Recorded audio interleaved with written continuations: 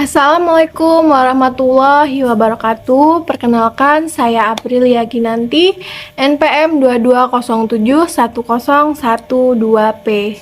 Saya dari ITBA DCC PSDKU Pringsewu. Di sini saya akan memaparkan materi tentang Millennial Data Mining di era revolusi industri 4.0 dan K-teknologi. Kita masuk ke pembahasan. Yang pertama yaitu apa itu data mining? Data mining adalah proses pengumpulan dan pengolahan data yang bertujuan untuk mengekstrak informasi penting pada data. Proses pengumpulan data ekstrak informasi tersebut dapat dilakukan dengan menggunakan perangkat lunak seperti bantuan perhitungan statistika, matematika, ataupun teknologi AI. Yang selanjutnya, fungsi data mining. Fungsi data mining memiliki beberapa fungsi yang lebih luas, seperti clustering, klasifikasi, asosiasi, sequencing, dan forecasting.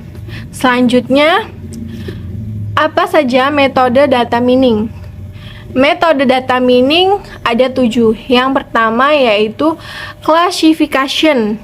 Adalah sebuah proses menemukan definisi kesamaan karakteristik dalam suatu kelompok atau kelas. Selanjutnya ada association, adalah market basket analysis atau analisa keranjang pasar.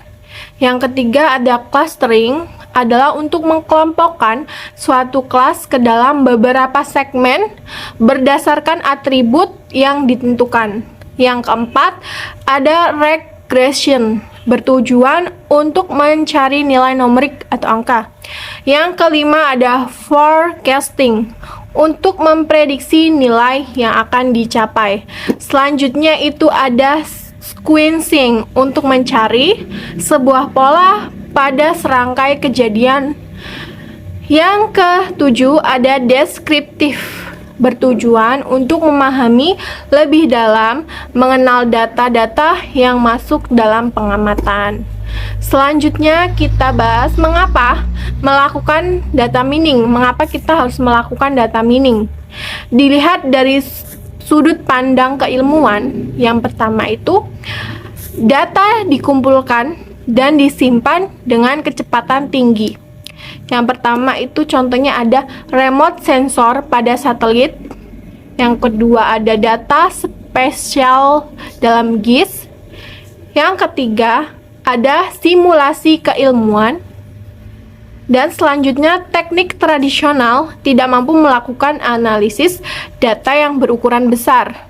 Data mining membantu ilmuwan dalam klasifikasi dan segmen data.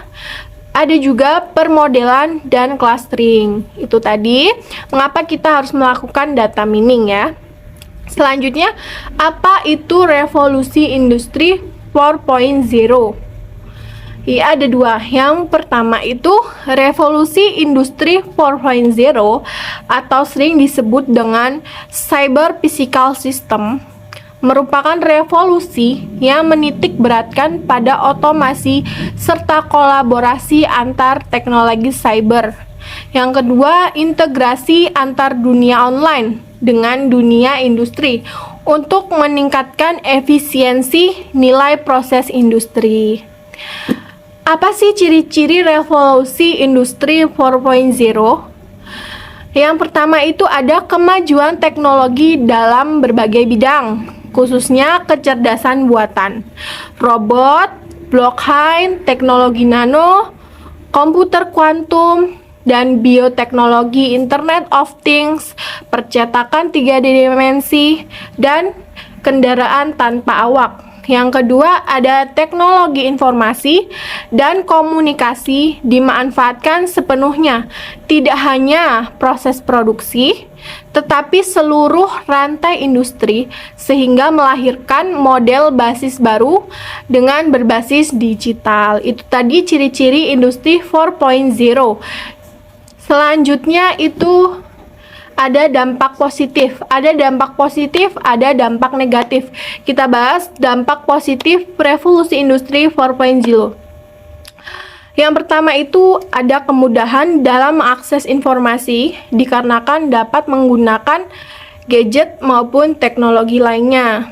Yang kedua, efektivitas dalam bidang produksi dengan mengganti tenaga manusia dengan teknologi mesin. Yang ketiga, dapat meningkatkan pendapatan nasional. Itu tadi dampak positif dari revolusi industri 4.0. Selanjutnya itu ada dampak negatifnya revolusi industri 4.0. Yang pertama, lebih rentan terhadap serangan cyber karena semuanya serba teknologi.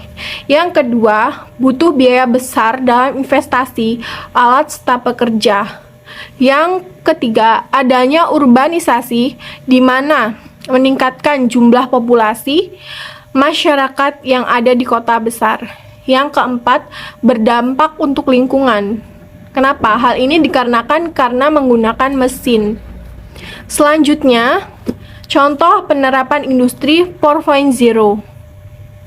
Terdapat 5 contoh penerapan revolusi 4.0.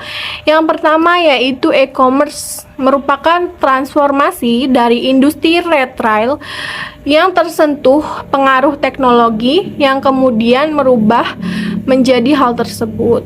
Yang kedua ada agregator layanan, yaitu layanan properti, transportasi, layanan kesehatan, hingga reksadana. Yang ketiga, agensi digital marketing, yaitu bertugas untuk mengeksekusi berbagai strategi pemasaran digital yang dimiliki berdasarkan tujuan objektif yang ingin dicapai. Yang keempat itu ada pembayaran digital. Adalah pembayaran ini bertumbuh pesat karena memberikan kemudahan serta keamanan bagi pengguna dalam melakukan transaksi. Yang kelima ada kursus online, yaitu memberikan pengalaman belajar yang berbeda jika kita bandingkan dengan pendidikan pada umumnya. Kesimpulan, jadi kesimpulan dari milenial data mining di era revolusi industri 4.0 dan teknologi itu. Jadi data mining dan revolusi industri 4.0 itu sangatlah berkaitan dalam proses dalam meningkatkan kualitas lebih baik dan untuk menganalisa atau memahami tren yang terjadi saat ini ya, dan untuk mengatur strategi perusahaan lebih akurat. Mungkin itu saja yang bisa saya jelaskan. Kurang lebihnya saya minta maaf. Saya akhiri. Wassalamualaikum warahmatullahi wabarakatuh.